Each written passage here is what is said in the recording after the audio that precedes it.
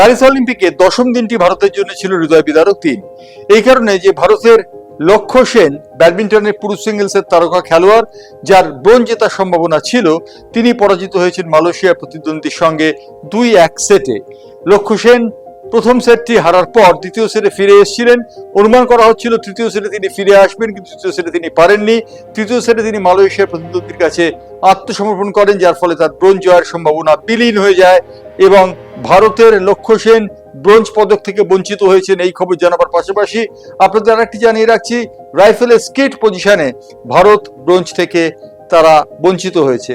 ভারতের mixed ডাবলসের bronze জয়ের সম্ভাবনা হয়েছিল মহেশ্বরী কুমারীর, এবং আরেকজন ছিলেন যিনি অঙ্কিত পাল জিত সিং, এবং তিনি কিন্তু স্কিটে পরাজিত হয়েছেন। স্কিটে পরাজিত হওয়ার ফলে তারা ব্রোঞ্জ পদক থেকে বঞ্চিত হয়েছেন। ভারতীয় মহিলা টি দলের পক্ষে কিন্তু ভালো খবর রয়েছে, তারা কোয়ার্টার ফাইনালে পৌঁছেছে।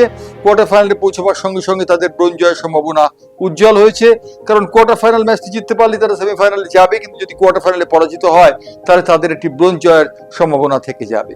এই হচ্ছে প্যারিস অলিম্পিকের দশম দিনের ফলাফল। লক্ষ্য সেন তিনি পরাজিত হয়েছেন। লক্ষ্যের ওপর ভারতীয় অধিকাংশ মানুষ আস্থা রেখেছিলেন, তারা মনে করেছিলেন যে অ্যালেক্স সেনের কাছে পরাজিত হওয়ার পর লক্ষ্য সেন হয়তোবা পরবর্তী পর্বে ভালো খেলবেন, কিন্তু তিনি প্রথম সেটটিতে পরাজিত হলেও দ্বিতীয় সেটে তিনি সমতা ফিরিয়ে এনেছিলেন। তৃতীয় সেটে তিনি পরাস্ত হয়েছেন।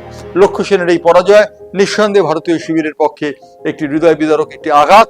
সে বিষয়ে বলে দেবার কোনো অপেক্ষা রাখে না। যেমন স্কিটে মিক্সড ডাবলসে ভারতের জুটির পরাজয় নিঃসন্দেহে একটি বড় আঘাত, তবে একটাই আশার রূপালী রেখা যে ভারতীয় টেবিল টেনিস দল কোয়ার্টার ফাইনালে উঠেছে।